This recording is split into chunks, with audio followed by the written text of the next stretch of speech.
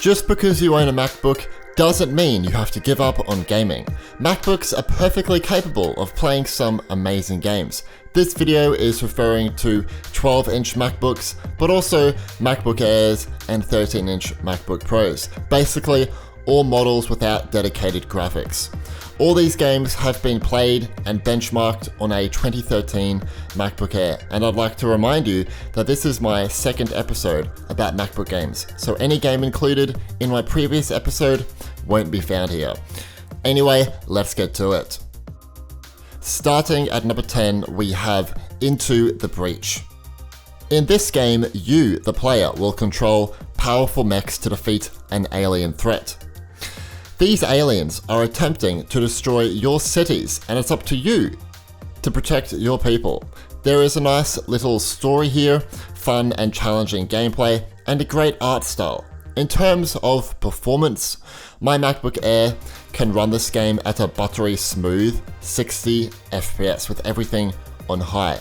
Basically, Into the Breach can run on most MacBooks out there, requiring 1GB of RAM and 200 megabytes of storage space. It won't set you back much.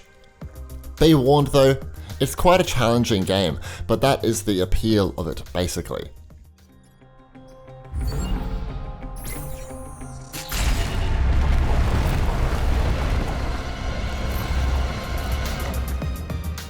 Number 9 is Tactical Monsters Rumble Arena. Here is a free game for you. By the way, this is the only free game on this list, sorry. It doesn't have the most amazing visuals, I get that, but it is actually super fun, challenging, addicting, etc. It performs with no hiccups either, with everything on their max settings. Almost any MacBook out there can run Tactical Monsters, which is awesome. It has lots of monsters to choose from, levels to battle on, and I really like how the gameplay works. It's not going to be for everyone, but hey, it's free, so I'm not complaining. Number 8, we have Ballistic Overkill. Recommending an online FPS was difficult for this video, as it's preferred that you can hit a stable 60 FPS in-game. This is a difficult challenge for MacBooks. My 2013 MacBook Air was able to run Ballistic Overkill for the most part, usually over 30 FPS when at low settings. While this is nothing special, I was pleasantly surprised at how it performed on my low-end MacBook Air with only 4GB of RAM. Many of you probably already own newer MacBooks than a 2013 one like mine, so you should be able to receive an FPS closer to 60 frames, because a lot of you will also have 8GB of RAM while I had 4. It doesn't look too bad either whilst running at low settings, I will add. The gameplay here is somewhat similar to new Call of Duty games, mixed with the fast-paced gameplay of CSGO. I mentioned CSGO in last year's MacBook episode, and I discovered that Ballistic Overkill actually performs sometimes better, or for the most part, equally with CSGO, which is quite a good accomplishment. I think this is because the game utilizes Apple's graphics API, Metal. The only downside is that you will need a 2012 and above MacBook to play this game. But not enough. Area clear. Number 7 is Darkest Dungeon. This is a challenging gothic roguelike turn-based RPG. It deals with psychological stresses of adventuring. Players will need to recruit, train, and lead a team of heroes through different and difficult environments. It is a very difficult game that is unforgiving towards you, the player. Sometimes it's even unfair, but the gameplay is fantastic. There is great voice acting, and the atmosphere is also stunning. Darkest Dungeon has overwhelmingly positive reviews on Steam, and you can see why. I'd say this game can run on most MacBooks out there. Their formation is broken. Maintain the offensive. Number 6, we have Dead Cells. Players can explore a sprawling, ever-changing castle and will be challenged along the way in Dead Cells. The gameplay is brutal and difficult. For example, there are no checkpoints here, but even if it is challenging, That is why so many Mac gamers love playing Dead Cells. The game features 13 levels, different bosses, 90 plus weapons and skills, 4 special powers, and a great combat system. It performs perfectly on my MacBook Air, typically hitting over 60 FPS. I did notice that when I was in more open areas, the frame rate could drop a tad, but it wasn't game changing. Number 5 is The Witness.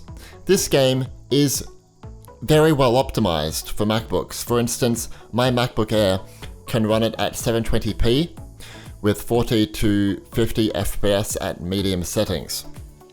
The Witness is another game that utilizes metal, hence why it is so well optimized for older hardware. It already looks great on my machine, but if you own a newer MacBook, The Witness can look even better.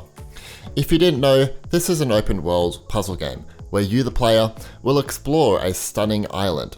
However, to open up different parts of the island, you have to solve these puzzles that are not easy. It's one of the most difficult puzzle games I've ever played. Number 4, we have Superhot.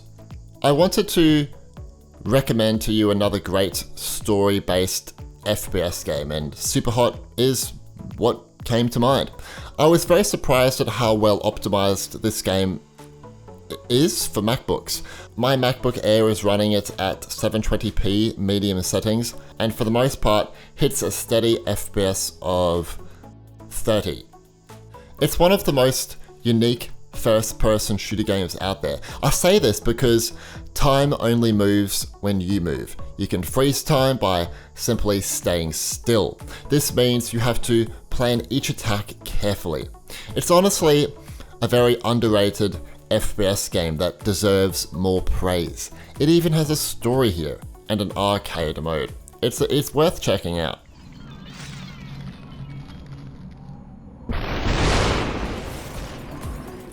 Number 3 is Celeste.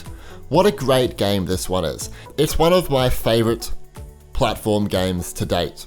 Celeste nails pretty much every aspect of game design, be it the controls, levels, story, sound and music, saving and respawn, and much more.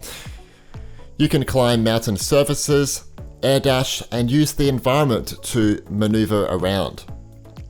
While the controls might seem simple, you'll have to really think and plan how to solve each of these levels. If you're not a patient person, be warned, this game might not be for you. And as you probably expect, it runs like a charm on MacBooks. I could play it at a locked 60 FPS with everything on Mac settings. Number 2, we have Dirt Rally. To my surprise, Dirt Rally is extremely well optimized for low-end Macs. While my MacBook Air runs the game at 720p, it hits a locked 30 FPS. It never dips down, and it's completely playable. The game has been ported to Mac by the one and only Feral Interactive, who have utilized the Metal API. I believe this is how they were able to get the game to run on older Macs. While the game doesn't look incredible on my MacBook Air, if you happen to own a newer MacBook, you can see just how stunning this game can look. Good job to Feral. This is a great accomplishment on their part. Just be warned, this game requires a whopping 48 gigabytes of storage space, so make sure you've got some space available. Let's look at some notable mentions. RimWorld, Dandara. Armajet is another free game for MacBooks. Bioshock Remastered requires metal, but works great on 2013 plus MacBooks. Marble It Up is a successor to Marble Blast Gold, and works great on MacBooks. Overcooked 2 works like a charm on MacBooks, and it's also a great game. However, I could not find anyone to play online with, but it's still a great local multiplayer game nonetheless.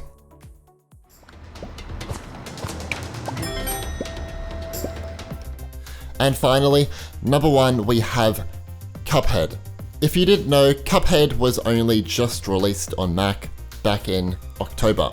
It was one of the most requested Mac games, and I was so excited when they ported it to our system. They even made an exclusive trailer. how cool. It runs for the most part at 60 FPS for me, sometimes dipping down a touch when there is more on screen. But it performs great.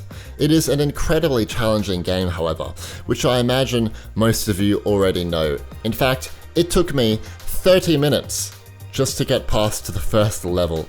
Maybe I am just bad at the game, I probably am, but you have to agree that this game is incredibly difficult. That is what it is known for. But that is why everyone loves Cuphead, because it's so challenging and addicting. You can run this game on almost any MacBook, but be warned, it requires a surprising amount of 20 gigabytes of storage space. Like, that is just so much for a game like this, but I'm sure it has its reasons.